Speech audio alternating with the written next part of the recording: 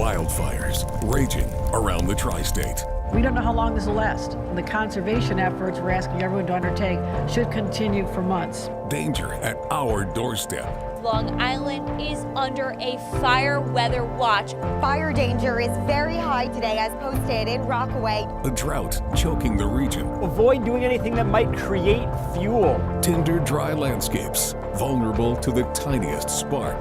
Brush fires continue to ignite across the 5 boroughs. This was not on fire half hour ago. Firefighters and homeowners watching the red flag warning. They know where this fire started, but they're still not yet sure how this started. Even with some relief in the forecast, it'll be a long road ahead. What's next, and what you need to know about the tri-state wildfires. 42 million people around the tri-state area are under a fire danger warning. The conditions haven't been this dry in years, and the danger is real. We begin here in Greenwood Lake, Orange County, minutes from the New Jersey border and about 50 miles north of New York City, where firefighters, police, and neighbors are coming together to face this growing danger. He's just patrolling, right? He's making sure that nothing comes over onto the other side. Miles into the burned woods of Sterling Forest. Terrain is very steep, very rocky. Watch out! Very difficult to navigate. Firefighters are holding the fire line on the ground and by air for days, starving this stubborn wildfire of fuel. It's a real good push today while the weather conditions are favorable. Orange County Office of Emergency Management Commissioner Pete Sirigliano says hundreds of acres of forest have been backburned on the border of New York and New Jersey. Crews are battling flames, winds, dangerously dry conditions, and flare-ups, even after the massive wildfire threatening the tri-state area was mostly contained. It was only 100 yards down the road. Wildfire experts from Colorado and Montana, known as fire jumpers, have joined hundreds of rescuers from dozens of agencies and are in parts of the woods we can't see. What their job is going to be is patrolling the inside part of this fire while the volunteers and the rangers are patrolling the exterior. Folks on the fire line have been evacuated twice. We haven't slept probably more than a few hours in the last couple of days. And schools closed for 3 days during a state of emergency that brought the governor here. This has been a challenge for us. We had a little bit of rain over the last 48 hours, but not enough to extinguish the fires.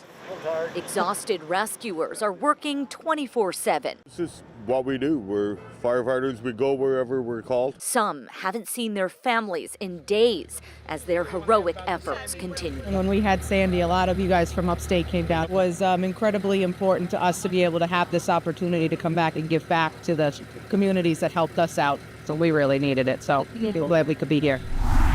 The tri-state is under a wildfire threat. I'm here in Jackson, New Jersey, where wildfires burned 350 acres, threatening area homes. This is known as the site of the shotgun fire. A New Jersey man has been charged with arson after firing an illegal shotgun round, sparking the blaze, forcing residents to evacuate. This is just one of the infernos that have tested our communities, and the alert remains high. Our Lauren Dew walks us through how fast these fires have scorched around the tri-state. The trees, the leaves incinerated here in Jackson, which is part of New Jersey's Pine Barrens, everything covered in thick, dark ash. So how did we get here? We had fantastic fall sunshine. It was the driest October on record. Newark, New Jersey didn't see a drop of measurable rain. Oh, the weather's beautiful. I love that, but we need rain. Then the situation got worse. Reservoirs started drying up. Over 20 years, this is the lowest I've ever seen it. Oh, it's pathetic. It's really scary. A month later, on October 17th, New Jersey Governor Phil Murphy issues a drought watch to urge residents to conserve water. Within days, on the 21st, a large brush fire sparks in Berlin, Connecticut, turning deadly when a utility vehicle rolled over a 66-year-old veteran firefighter Robert Sharkovich. October 25th, brush fires start igniting on Long Island. The 26th, a major wildfire breaks out behind an industrial complex in Livingston, New Jersey, forcing shoppers to evacuate, burning nearly 200 acres, blanketing the area with smoke. It's trapped, it's stuck in your throat. You can't get a breath of fresh air anywhere. 2 large wildfires started on Halloween, both in opposite ends of New Jersey. The ground so dry, it becomes a tinderbox for embers. The fire threat just exploded from here. The dubbed shotgun wildfire starts in Jackson, New Jersey on November 6th.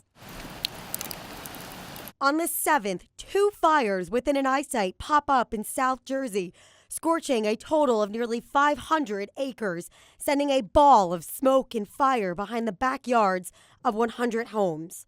November 9th, time for Long Island's biggest firefight. Near a 4-H camp and golf course, Riverhead firefighters took 9 hours to extinguish a 20-acre brush fire. A lot of smoke. There was very low visibility when we came out of the staff house. And on November 13th, the day smoke poured into the city when a fire started at Inwood Hill Park. I mean, it's a pretty insane thing to see up here in the Bronx. I did not expect to see this, ever. The fires keep sparking on Long Island. This one is intentionally made. A Medford firefighter who volunteered to fight fires, now accused of starting them. I saw a car pull up with a man get out, and the man got out, went in the woods, ran back in his car, and seconds later it was on fire. County fire officials on Long Island responding to 193 brush fires since October.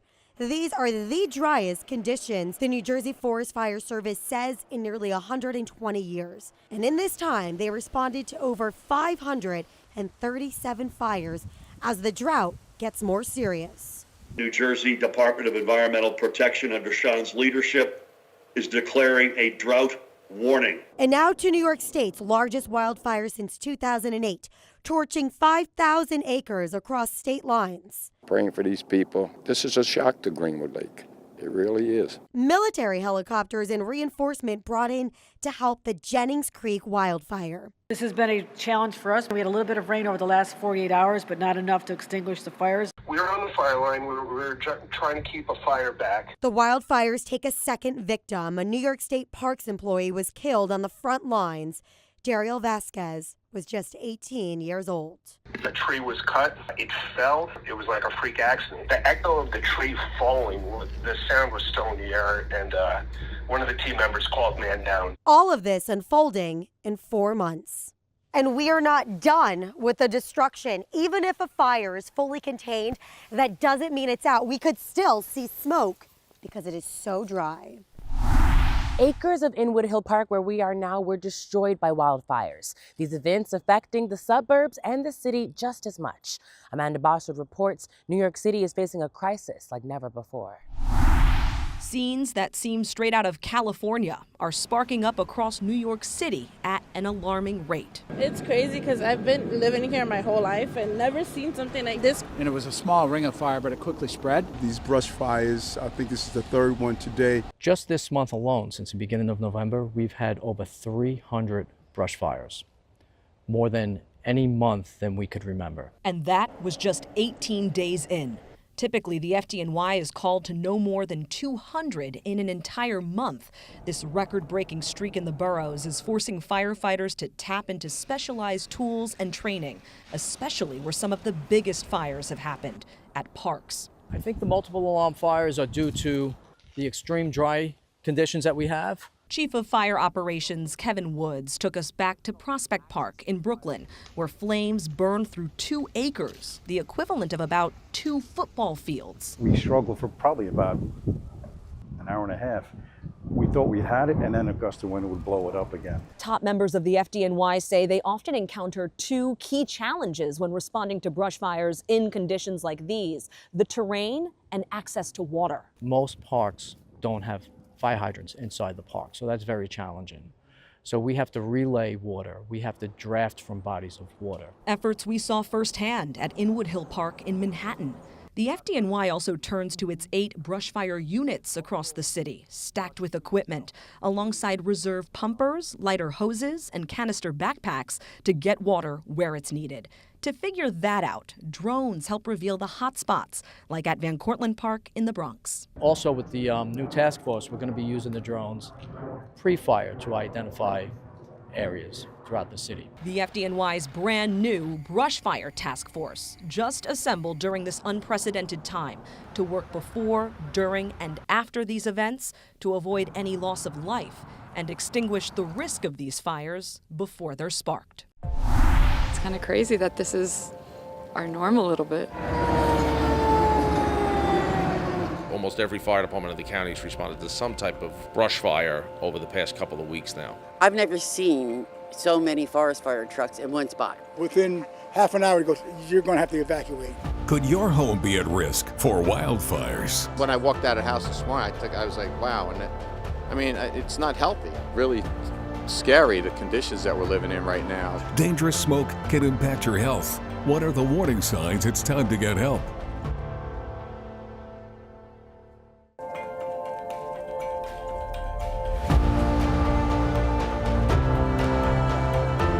Wildfires have scorched thousands of acres around the tri-states. Extreme drought conditions, thirsty ground, and heightened temperatures creating a brittle breaking point. I'm at Cranberry Park here in Norwalk. You can see around me how brittle this grass is. The soil, well, it's turned to dust. These are all clear signs just how bone dry our conditions have become. The landscape is ripe for fire, not only here in Connecticut, but also New York City, Long Island, Westchester, and New Jersey. They're all thirsty for rain. Meteorologist Matt Hammer tells us what the local impact is and if there's any end in sight.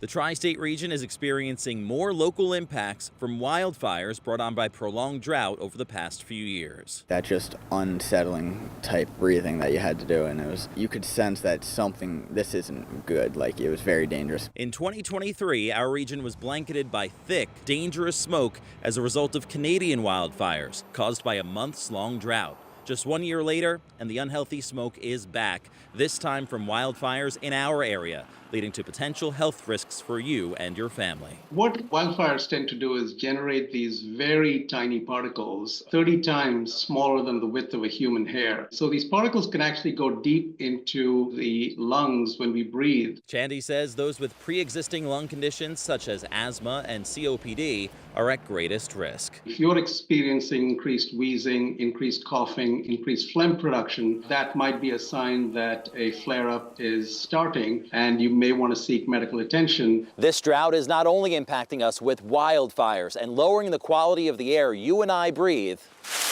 You can see and hear just how dry it's been. Extremely brittle leaves and twigs can catch fire more easily and are a sign of a bone-dry ground from a severe lack of rain starving our water supply. This can impact you and your home, as many tri-state area residents have been asked to conserve water. Here are some recommendations. Fix any leaks inside your home. Take shorter showers. This actually saves 5 to 7 gallons of water per minute. Keep faucets off as much as possible, and wait to wash dishes and laundry until those machines are full. Drought will still continue to be an occasional harm for the Northeast U.S. moving forward.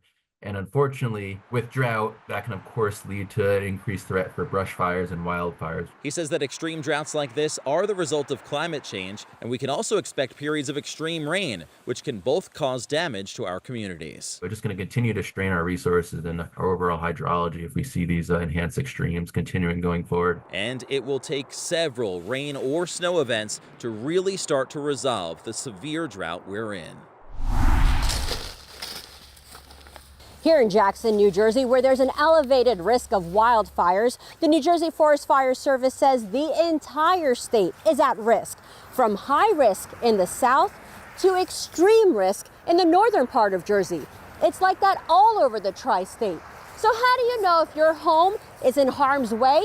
Our Walt Kane has a tool that can help you assess your risk and better prepare yourself to protect your property. For thousands of families across the tri-state, these past few weeks have been unsettling, to say the least. We don't know what to do. Yeah. Do you pack a go bag? And the smell of the smoke doesn't make it any better. You'd open the door and automatically go, oh my God, is it right around the corner? And you have no idea. I think it's really scary, the conditions that we're living in right now. And those conditions may not be changing anytime soon. Research from First Street Foundation finds 79.8 million properties are at risk from wildfires nationwide, including more than 500,000 in the tri-state. In fact, the county with the 9th biggest risk in the nation is Ocean County, New Jersey, with 220,000 properties having at least a 1% chance of being destroyed by a wildfire in the next 3 decades. We see that primarily because of the weather conditions in the area, the pine barrens in the central part of New Jersey that provide just a tremendous amount of fuel. Burlington County has the second most homes at risk in New Jersey, just under 80,000, followed by Atlantic County with over 76,000. New York's wildfire risk is lower, but the 2 counties with the most homes at risk are in our area, Richmond County with just under 46,000 and Suffolk County with over 26,000. A lot of the smaller and medium wildfires are the ones that we really need to worry about because they happen in places where people live. But along with that research comes new tools you can use to better understand your risk. First Street lets you type in your address to see the fire and flood risk of your property, and the search also works for entire zip codes. I'm shopping for a home and my wildfire risk is a 7 or 8, but I want to live in this area. Maybe I just want to find a property that's a 4 or 5. I want to find something that's relatively more safe. To find out your wildfire risk, I put the link on news12.com. First Street Foundation will also be sharing its technology with real estate websites like Realtor, Zillow, and Redfin. I'm Lisa LaRocca at Greenwood Lakes Waterfront Park, which is under a strict fire ban. That means no campfires, no grilling, no fire pits. It's just too risky. There are red flag warnings all across the tri-state area. A single spark could ignite a raging wildfire. Meteorologist Mike Rizzo tells us just how quickly these fires spread and just how devastating they can be. It didn't take long for most of the tri-state area to become a dangerous, even deadly landscape this year. Weather patterns and conditions in the environment came together quickly to create the perfect wildfire factory. The tri-state had nearly 3 months with very little rainfall. On top of that, it's autumn, and the fallen leaves add more dry, very flammable material to the ground. With fuel all around, all it takes is one little spark to kindle an inferno. Once the fire starts, those dry gusts we talked about fan the flames. And as it fans those flames, it makes them even bigger. And they could also send embers miles away to start more fires. The steady smoke spreads with the wind, making it hazardous to breathe or even to see for miles around. Those with asthma are especially at risk for experiencing respiratory issues in smoky conditions. And this process will continue until significant and repeated rain can saturate the ground and shut down the wildfire factory. Up next, the simple steps you can take right now to protect your family, home, and community from the threats of wildfires.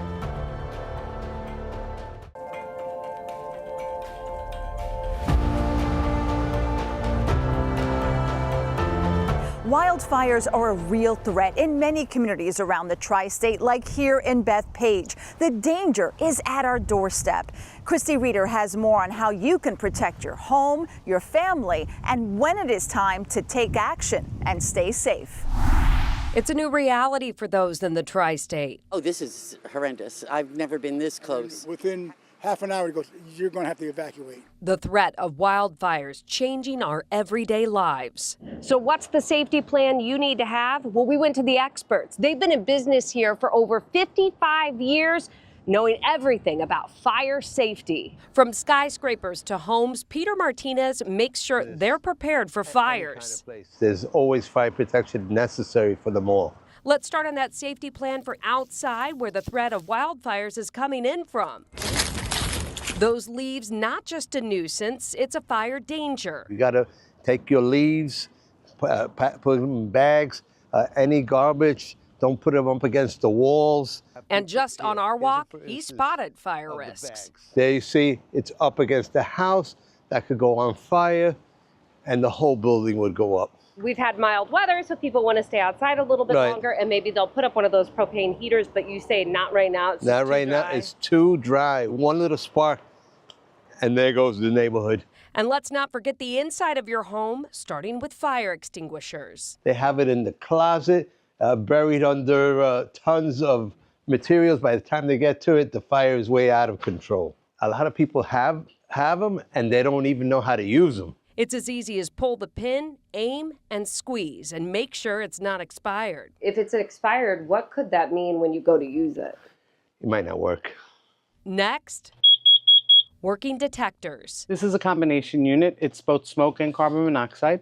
Nearly 3 out of 5 home fire deaths happened when there were no smoke alarms or they failed. Increase your chance of survival by installing them and checking them yearly. And if you're looking for someone to help you prep your home, See how long the company has been in business. Call them. Don't get fooled by someone calling you. Hey, we're in the neighborhood. We're doing fire prevention.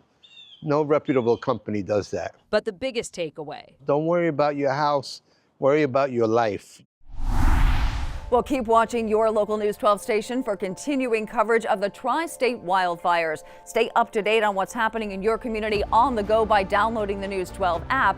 And you can see what's going on across the region by tuning in to our regional news coverage, News 12 New York, streaming on your favorite platform or on our YouTube channel. On behalf of the News 12 family, stay safe and stay tuned for the latest updates.